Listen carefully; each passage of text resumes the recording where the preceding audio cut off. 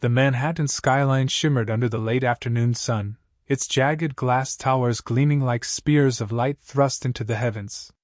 Down below, the streets pulsed with the rhythm of wealth and ambition, a constant flow of black cars, polished shoes, and hurried voices chasing the promise of power.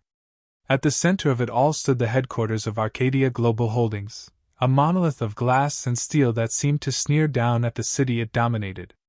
Inside, the air smelled faintly of marble polish and fresh leather, every detail carefully designed to project superiority. Upstairs, on the topmost floor, the stage was set for what the business world was already calling the deal of the decade. Men in tailored suits and women in understated but flawless designer outfits filled the executive boardroom, their muted conversations weaving a low hum of anticipation. The table stretched nearly the entire length of the room, a massive slab of oak polish so smooth it reflected the overhead lights. Screens lined the walls, already flickering with charts and projections. Security stood discreetly at the doors. A deal worth billions was about to be decided, and everyone in the room knew that history was being written in real time. Maya Carter stood off to one side, her notebook held close, the pen resting lightly against her fingers. She wasn't an executive, not in the traditional sense. At least, not one Stratton, the man at the center of all this, would ever acknowledge. In the hierarchy of this corporate empire, she was considered staff, a financial strategist invited to observe, to take notes, to maybe answer technical questions if anyone higher up deemed her necessary. She didn't wear Armani or Chanel. Her navy suit was sharp but modest, her natural curls tied back neatly, her gold watch functional instead of flashy.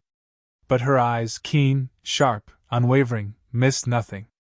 She had spent weeks buried in data, nights combing through numbers, cross-referencing reports, catching inconsistencies and rerunning projections until her computer crashed. She knew this merger inside out, better than anyone in that room. Better even than Leonard Stratton himself. And yet, as she stood there, half in the shadows, she could feel the unspoken weight of invisibility pressing against her. In their eyes, she wasn't someone. She was staff. The door swung open, and the room hushed as Leonard Stratton strode in. Billionaire CEO.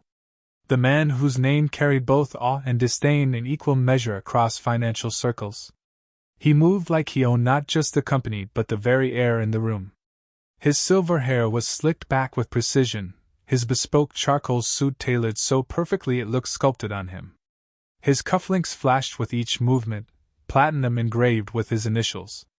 Two assistants flanked him like satellites, one carrying a tablet, the other whispering last-minute updates. "Ladies and gentlemen," Stratton said, voice rich with the practiced confidence of a man used to commanding every stage he entered. Conversations died instantly, as if someone had cut the wires. He didn't need to demand attention, he consumed it by existing.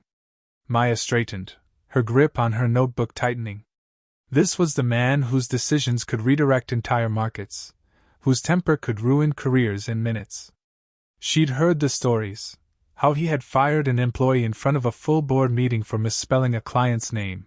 How he once delayed $1 billion deal because the wine served at the negotiation table wasn't to his liking. And yet there he was, smiling, shaking hands with investors and executives alike, every movement designed to convey control. As he walked past her, she extended her hand. It wasn't bold, not by her standards, just polite, professional. Her hand hovered steadily in the space between them, her expression composed. A simple gesture of acknowledgement. Stratton stopped. His eyes, pale blue and cold as ice, flicked down at her hand, then up to her face. He smirked, a cruel little curve of his lips, and raised his voice just enough for everyone nearby to hear. "I don't shake hands with staff." The words hit the room like a whip crack. For a moment, time slowed. Maya's hand remained in the air, suspended between dignity and humiliation. A few executives shifted uncomfortably in their seats, glancing at one another but saying nothing. Others allowed themselves the faintest smirk, relief etched across their faces that the spotlight wasn't on them. Maya lowered her hand slowly, deliberately, her face betraying nothing. No flash of anger, no wounded pride. Just stillness. Her eyes locked on Stratton's, calm, steady, and unflinching. But inside, a flame sparked, small but fierce, a fire fed by years of watching men like him assume invulnerability. Stratton turned away as if she no longer existed, striding to the head of the table and lowering himself into the oversized leather chair that belonged only to him. He didn't look back, didn't see the way Maya's pen pressed against her notebook with new weight. He believed he'd reinforced the order of things, drawn a line that could never be crossed. The meeting began. The first slides lit the massive screen, bold graphs climbing in steep upward trajectories. Stratton spoke in booming tones about expansion, dominance, inevitability. Investors nodded, some furiously taking notes, others watching him with the hunger of men eager to be near power. His jokes drew muted laughter, though they weren't funny. His dismissals of concerns earned no pushback, only silence. But Maya heard every word differently. Every number, every claim he made, she measured against the hours she had spent in front of her glowing computer screen. She knew where the gaps were, where the numbers didn't align, where the projections he so confidently sold were built on foundations of sand. And she remembered his words. "I don't shake hands with staff." She wrote in her notebook, her pen moving quickly, annotations sliding across the margins. She was no longer just an observer. She was a witness, gathering, recording, calculating. Stratton thought he had humiliated her. He thought he'd reduced her to silence. What he didn't know was that his insult had planted a seed of resolve. Maya wasn't here to play staff. She was here to change the outcome of everything. And though the rest of the boardroom carried on with Stratton's performance, she sat in silence, every second building towards something no one else in that room could see coming. The deal of the decade was unfolding, and so was her plan. The presentation rolled on, slides shifting across the enormous screen with each confident flick of Leonard Stratton's hand. He spoke with the authority of a man who had built his career on convincing others that his word was gospel. To most in the room, his voice was magnetic, pulling them in with promises of returns that gleamed like gold coins. But to Maya, seated quietly at the side of the long oak table, each word rang hollow. She wasn't hearing opportunity, she was hearing cracks, small fractures in the perfect facade he was painting for investors who wanted desperately to believe. He leaned forward, fingers pressed against the polished table, and declared, "Gentlemen, our projected 20% return over 2 years isn't just an estimate, it's a certainty." His voice carried the smooth cadence of practiced persuasion, his smile flashing with the smugness of a man who had sold countless visions before. A few of the investors exchanged impressed glances, one nodding as though already imagining the profits flowing into his portfolio. Stratton basked in their approval, shoulders squared, gaze sharp. The man lived for moments like this, standing at the top of the pyramid, the master of numbers, strategy, and people. But Maya's pulse quickened. She could see the lie as clearly as if it had been stamped in red ink across the slides. The Asian division. The liquidity issues. The debt structures buried beneath flashy profit margins. He was glossing over them, packaging poison as perfume, and no one else dared to call him out. The investor nearest to the screen adjusted his glasses, clearing his throat. "And what about the liquidity risks in the Asian division?" he asked, his tone cautious but firm. It was the question Maya had been waiting for, the one she had written about in her own private notes a dozen times. Stratton didn't miss a beat. He waved his hand dismissively, a casual flick as though swatting at a fly. "Handled," he said with a smug grin.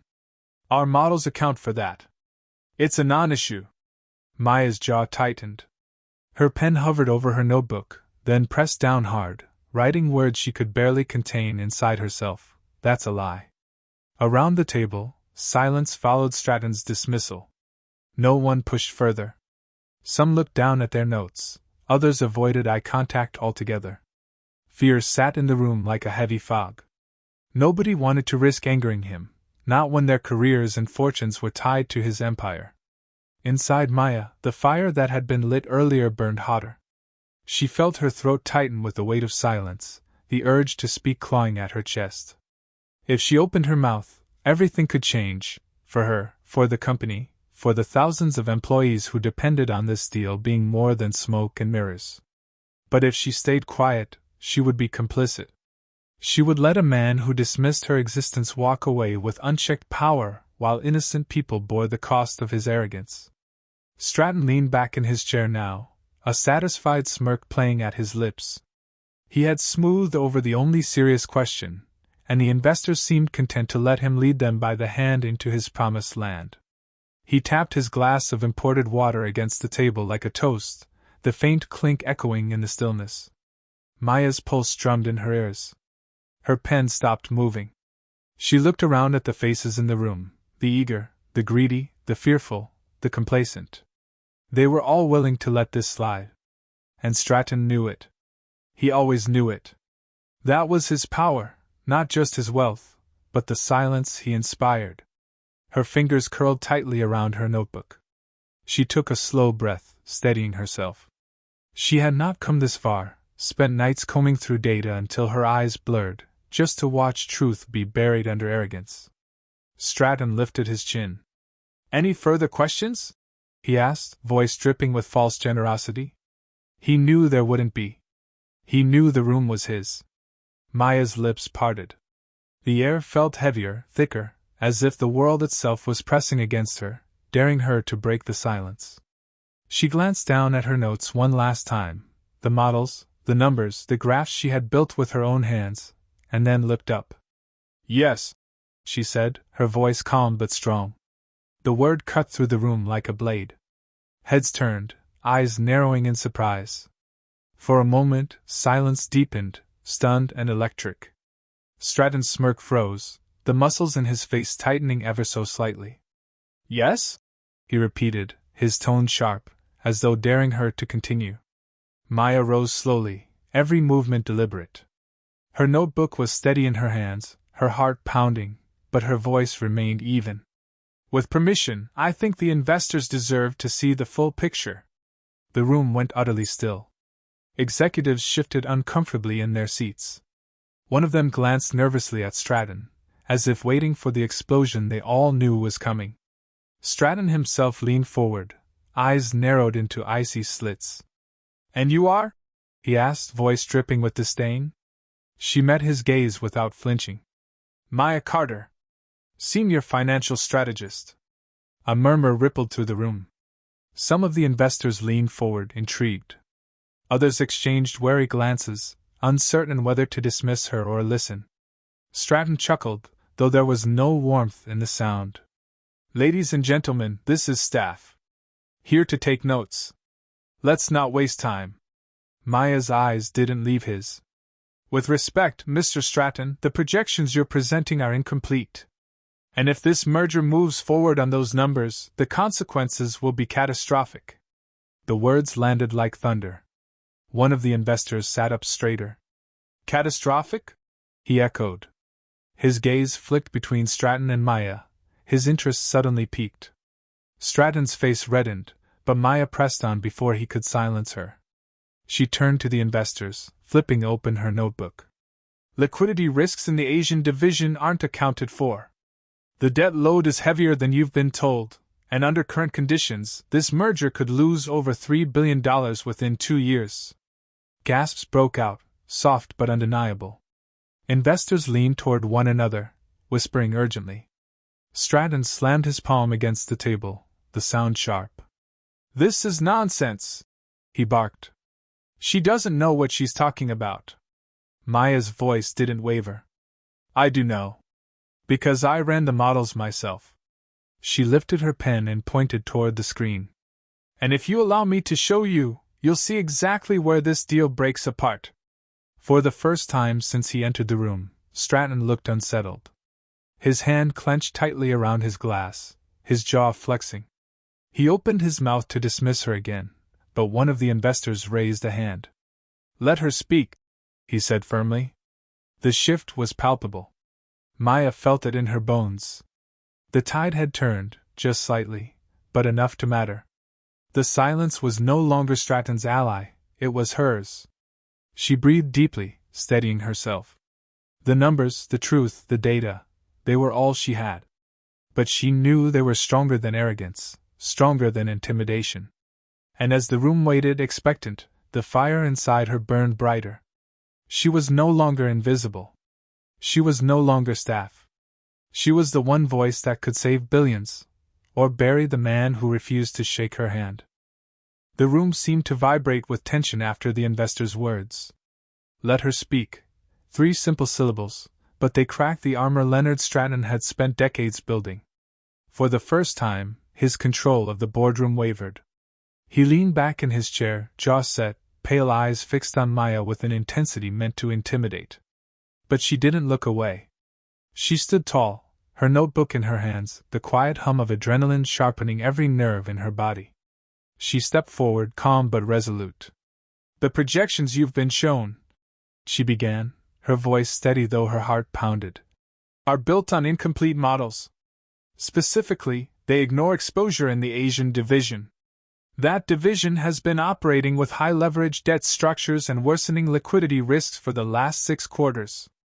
If those are ignored, what looks like a 20% return becomes a multi-billion-dollar shortfall. Her words were crisp, precise. Not a wasted syllable. The kind of truth that cut like glass. On the screen, the glossy charts Stratton had presented shimmered in their artificial optimism. Maya moved to the console, her fingers hovering just a second before she tapped the control. The slide shifted to her own model, the one she had stayed up until dawn perfecting, the one she had doubted anyone would ever see. Now it illuminated the room with brutal honesty, projections plummeting, red bars cutting through the optimism like wounds. Gasps rose, low murmurs threading through the air as investors leaned forward, their carefully neutral expressions breaking into concern. Some scribbled notes furiously, others whispered to their colleagues. The silence that had once served Stratton now seemed to strangle him. Stratton laughed, sharp and forced. This is absurd, he snapped. She's a staffer. She doesn't see the big picture. Maya turned toward him, her expression cool but unflinching. I'm a senior financial strategist. I built the regression models myself. These aren't guesses. This is the data your team chose to omit. She clicked again, and another slide appeared, spreadsheets, audit trails, source documents. Proof. And here are the sources. You can verify them yourselves. One of the investors, a gray-haired man with sharp eyes, adjusted his glasses and leaned closer. His voice was low but cutting. Leonard, is this true? Did you leave these out? Stratton bristled, his face reddening. It's irrelevant. She's cherry-picking. These issues are minor compared to the overall trajectory. But Maya didn't stop. She tapped to the next slide, revealing alternative projections, her projections. If these risks are addressed through restructuring and phased integration instead of immediate absorption, the returns don't collapse. They stabilize. Not 20%, but sustainable 12 to 15%, with lower risk exposure and greater long-term resilience. The murmurs grew louder, investors exchanging looks now tinged with interest rather than doubt. Maya could feel the balance shifting, the gravitational pull of the room changing direction. She hadn't raised her voice, hadn't dramatized. She had simply spoken the truth, and the truth was louder than any arrogance. Stratton slammed his fist against the table. This is an ambush. She's undermining years of work with numbers taken out of context. Maya faced him directly. What undermines years of work is ignoring facts because they're inconvenient. Her tone wasn't angry, it was firm, grounded, immovable. The kind of voice that made people listen, whether they wanted to or not. The lead investor leaned back in his chair, folding his hands thoughtfully. Miss Carter, he said slowly, tell us more about your strategy. The room stilled again. All eyes turned to her. For the first time, she wasn't invisible. She wasn't staff in the shadows. She was the center of the storm. Her chest rose and fell as she took in a breath. My strategy is risk mitigation through phased integration. Instead of swallowing the Asian division whole, restructure its debt first. Divest low-performing assets, reinvest in the profitable core, and delay the merger's full execution by 6 months. That gives the market time to stabilize and protects investors from billions in losses.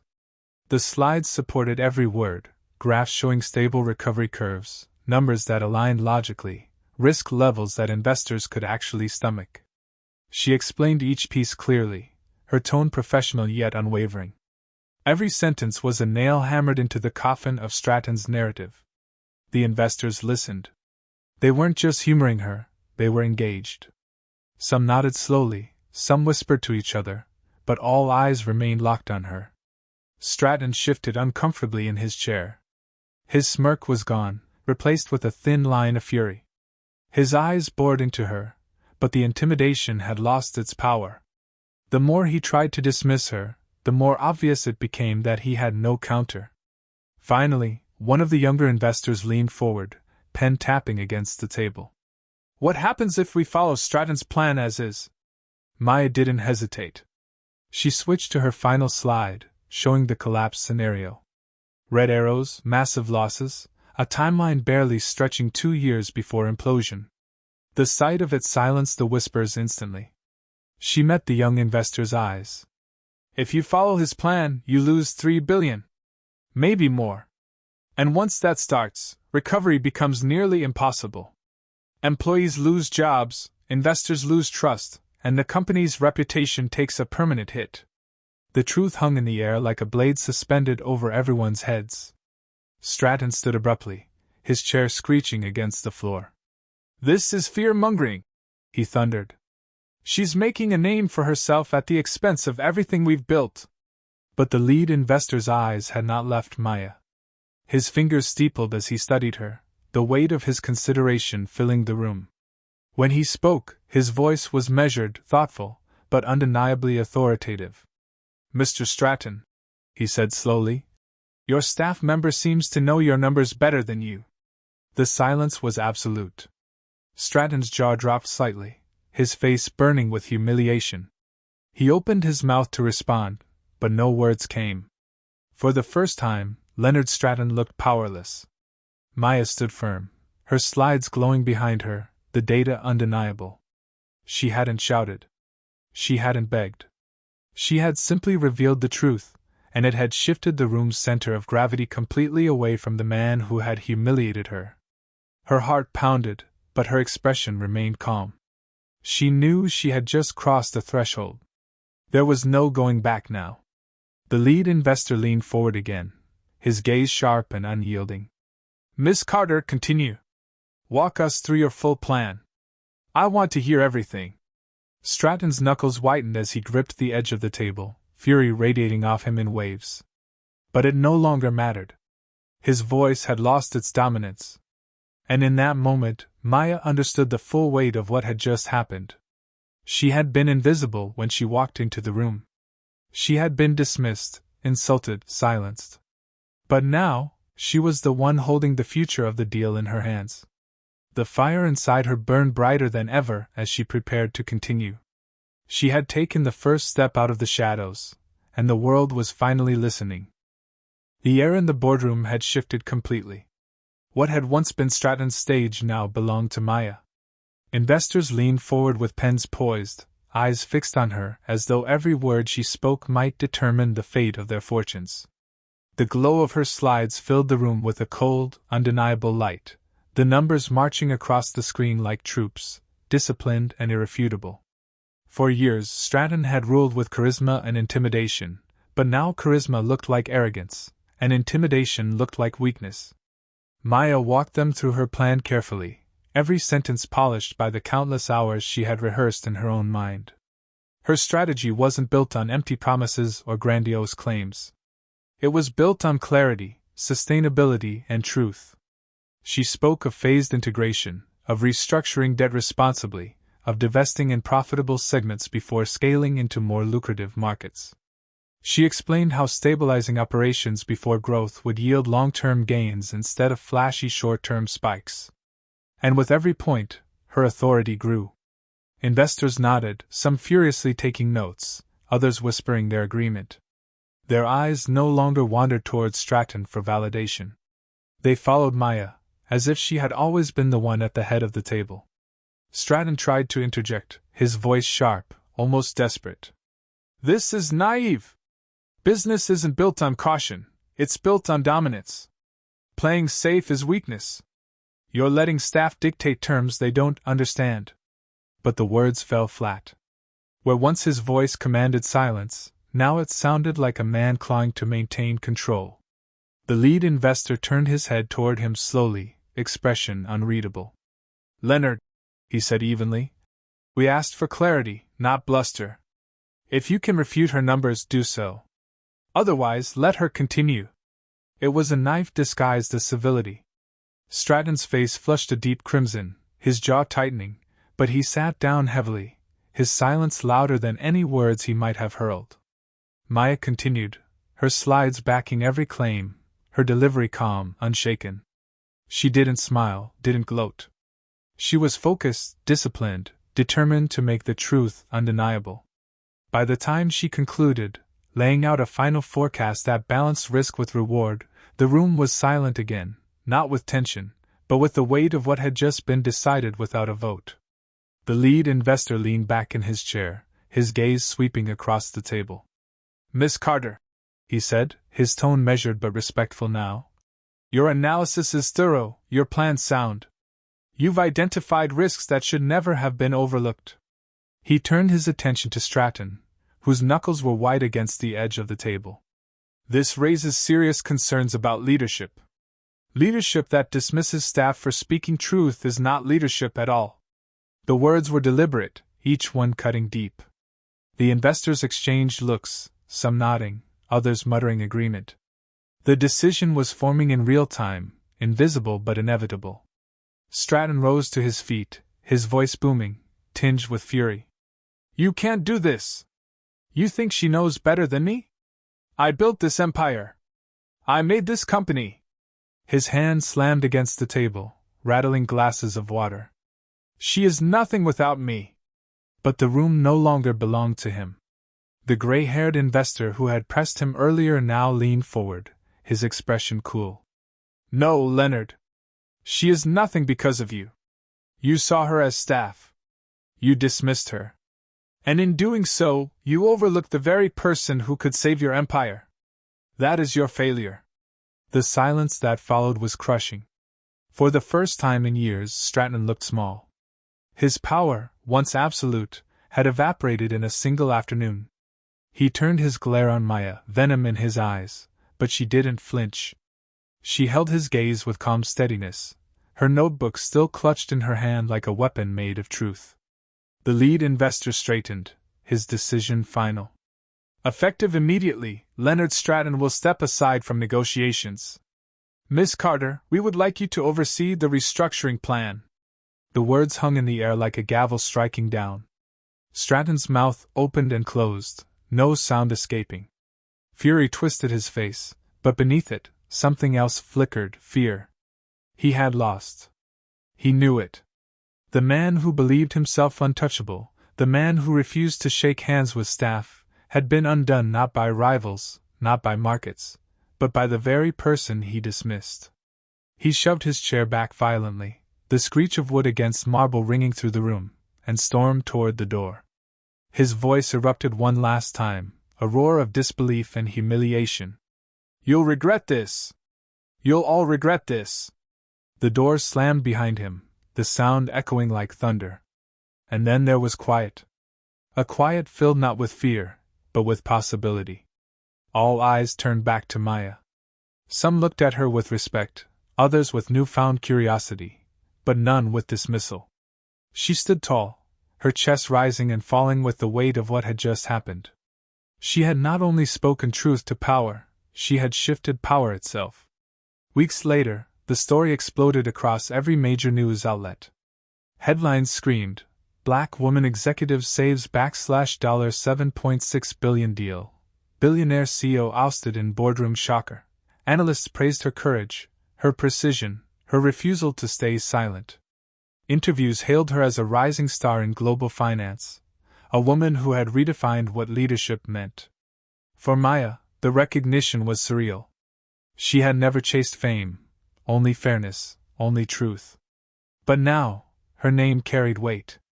Her strategy was implemented, and within months, the company stabilized, outperforming cautious forecasts and proving her right. Investors who had once looked past her now sought her insight directly. As for Leonard Stratton, his empire crumbled quickly. His reputation, once untouchable, was tarnished beyond repair. Stories surfaced of his arrogance, his cruelty, his dismissals of others. Without the shield of his power, those stories spread like wildfire. He became a cautionary tale, a man undone not by enemies but by his own hubris. Maya never gloated. She never needed to. The truth itself was justice. On a quiet evening months later, she walked past the gleaming glass towers of Arcadia, the city lights dancing across their surfaces like 1,000 tiny stars. She paused, her reflection mirrored in the glass, her gold watch catching the glow of the street lamps. She remembered the moment clearly, her hand extended, his words echoing like a slap, "I don't shake hands with staff." Her lips curved into the faintest smile. The same hand he had refused to shake had signed the documents that saved the company. The same hand had carried the pen that redrew the future. She whispered to herself, softly but firmly, words meant only for her. "Never underestimate the staff." And with that, she turned and walked into the night, her legacy no longer in question, her name no longer invisible. The insult had cost him his empire. Her quiet courage had built her legacy. Would you like me to go back and expand each part further into a more cinematic, novel-like flow, building them to full stand-alone chapters of 1,500 to 2,000 words each for a longer script version?